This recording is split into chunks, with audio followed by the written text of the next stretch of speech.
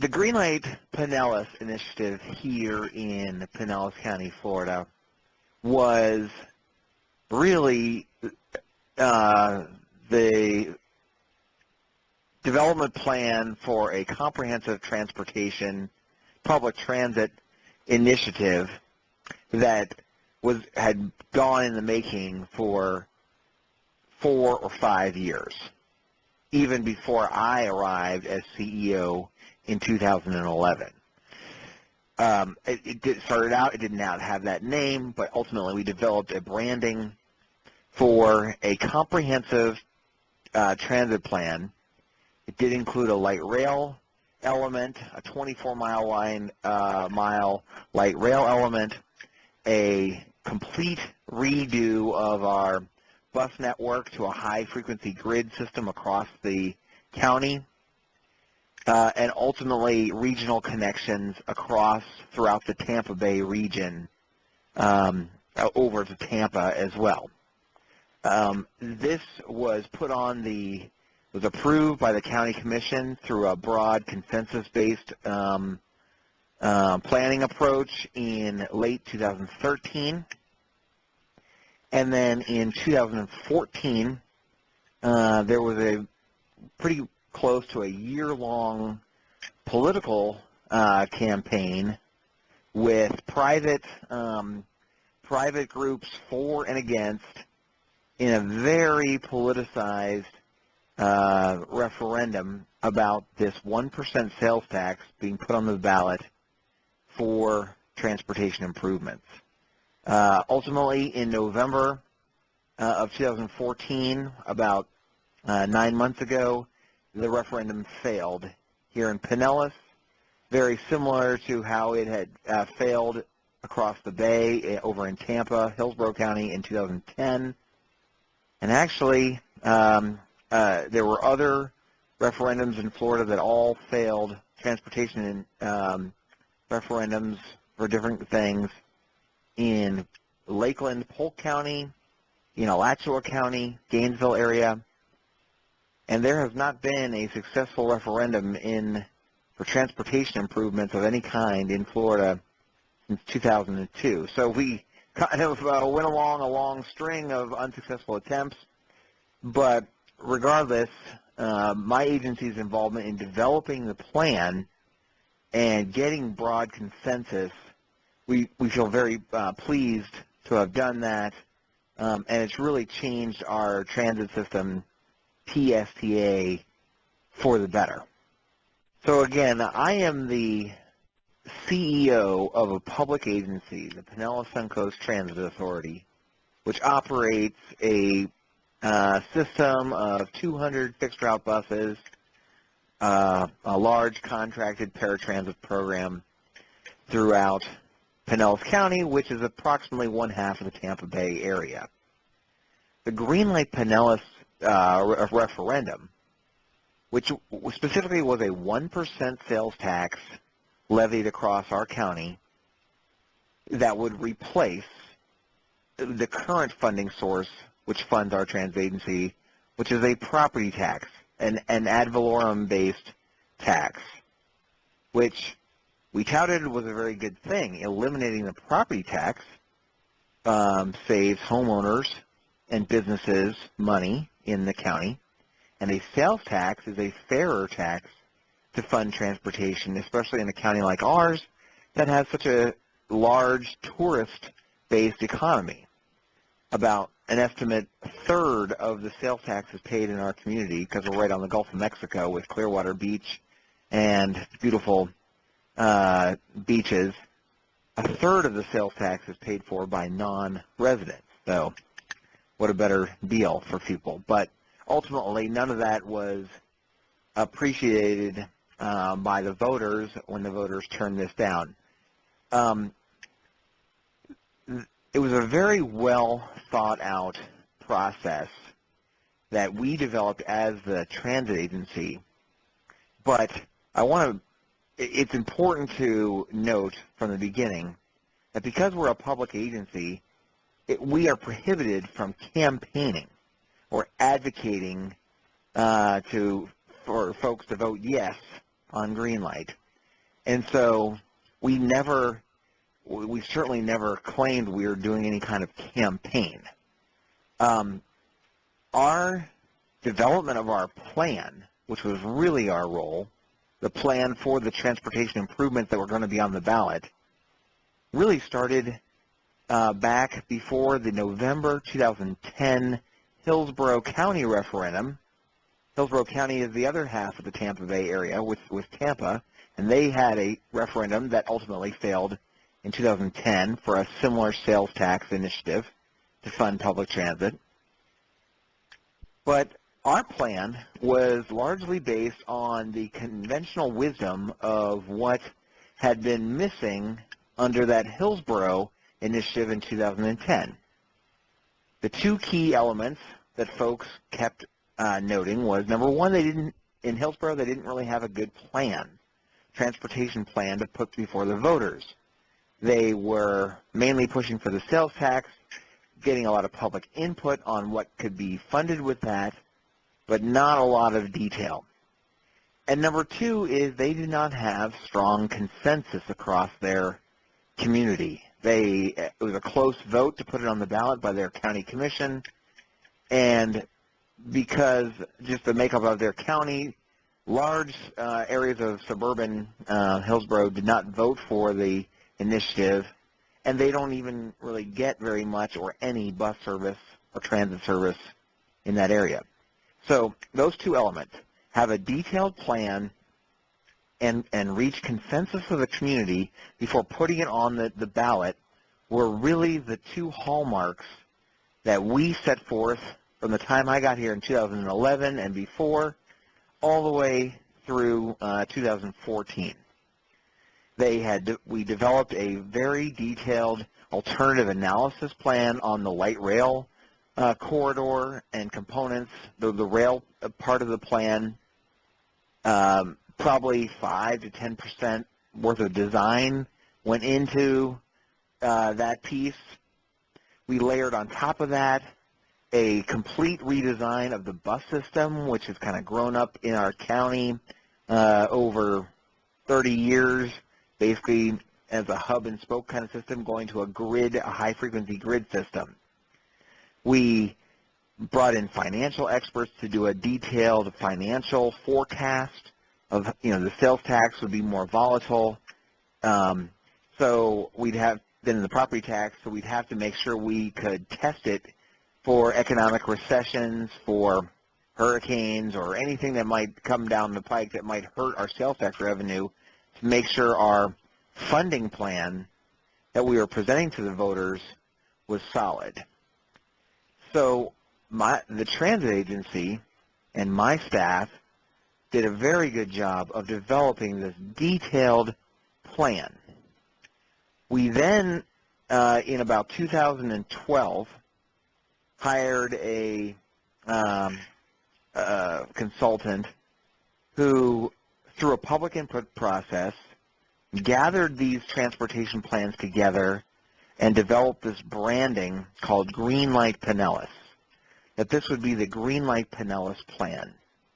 And one of the things I remember I was very pleased with at the time was the term Greenlight not only defined the plans that we had put together, but it also was sort of obviously it is kind of like a verb in another sense, and it represents how we are going to reach consensus. So throughout 2013, the year before the vote, we developed this Greenlight process where we stood up a number of different committees in the community, a civic committee made up of about 100 key leaders for various civic organizations, the school board, the Sierra Club, some of the anti-folks that are in our community were even on that civic group. And then we set up a Greenlight Business Committee. The Business Committee was all of the major CEOs from the big businesses in our county to the small businesses. The Tampa Bay Rays, the Tampa Bay Buccaneers, they were all on that business committee. And then we had, of course, our standing committees that we sort of elected officials that I deal with on a daily basis because of my board. But the elected officials got together, and we called them the Greenlight Government Committee. And we had those groups meet separately. The business folks met with their group, the civic folk met with their group, and the government folks met separately. And, you know, they were certainly invited to come to each other's meetings, but they learned about the plan. They made suggestions about the plan. The business folks, I remember, went into incredible detail on that financial analysis that we put together to make sure it made business sense. They were, of course, very excited about the idea of a property tax cut to their bottom line. And so by the time that this went before the county commission in December of 2013, we were able to stand the chairs of those three committees up to the county and say and demonstrate to the public that we had reached consensus. It wasn't just a plan that had been cooked up by the government officials and trying to get the voters to vote for this thing. It was really trying to demonstrate that this was coming from the community, from the civic groups, the business groups, and the elected officials all together.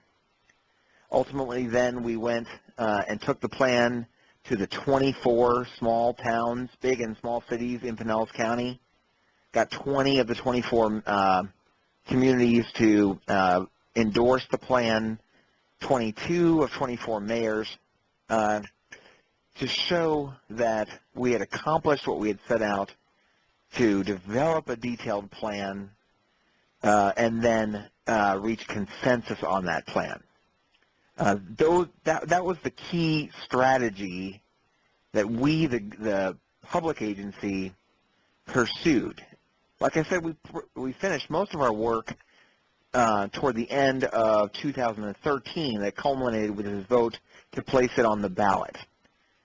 Then in 2014, and this is maybe the issue that I've now learned is incredibly difficult and probably led somewhat to the process of the referendum did not pass, but the private sector stood up a private advocacy campaign that then campaigned on the transit initiative, raised money, and then ran TV ads and mailers and did sort of the normal campaign activities. My agency was not directly involved with any of that in 2014, and when it ultimately failed. Now that we are close to a year beyond the referendum,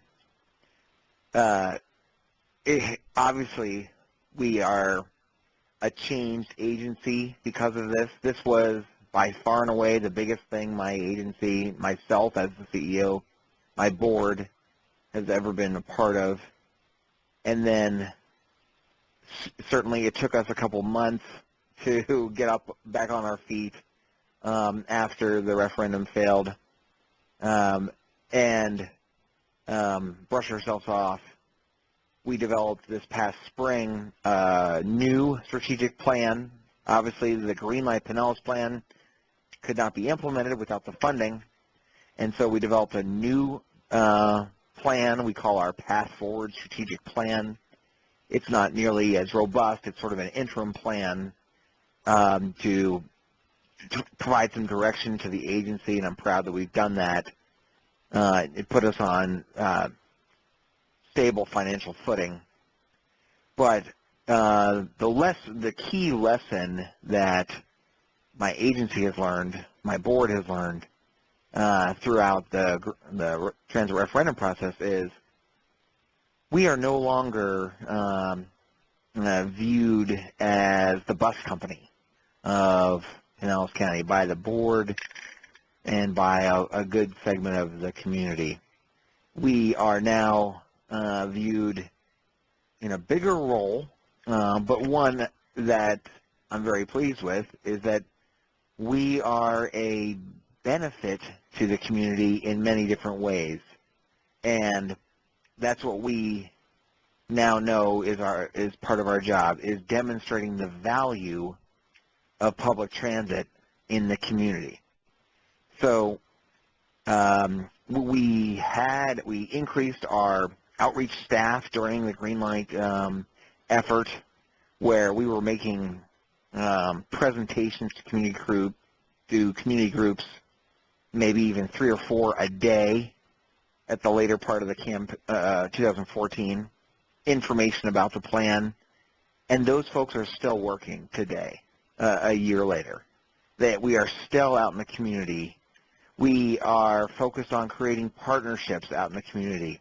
This morning I came from a ribbon cutting with a charter school, which we've partnered with to provide a UPass program where their students, about 300 students at this charter school, can ride for free, ride any of our transit services for free, because we have a partnership deal with the school where they're paying us an annual fee for the fares that we're losing. But we're trying to strike agreements with those just like that all over the place. Running special services.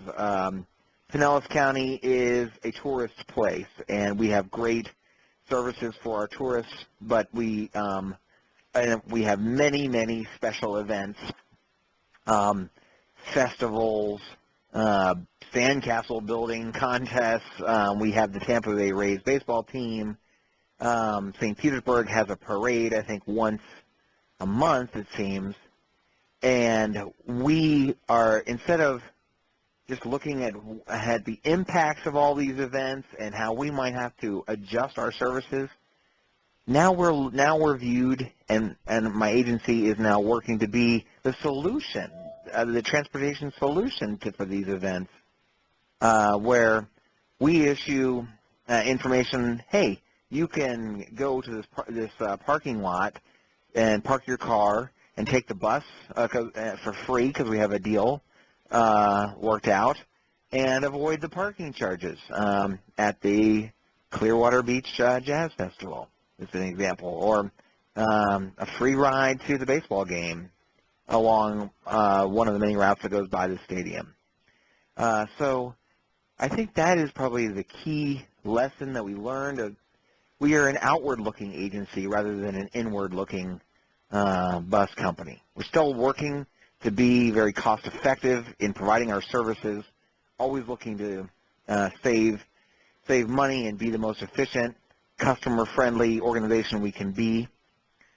Looking down the road, the Tampa Bay region is starving for transportation investments in our growing community.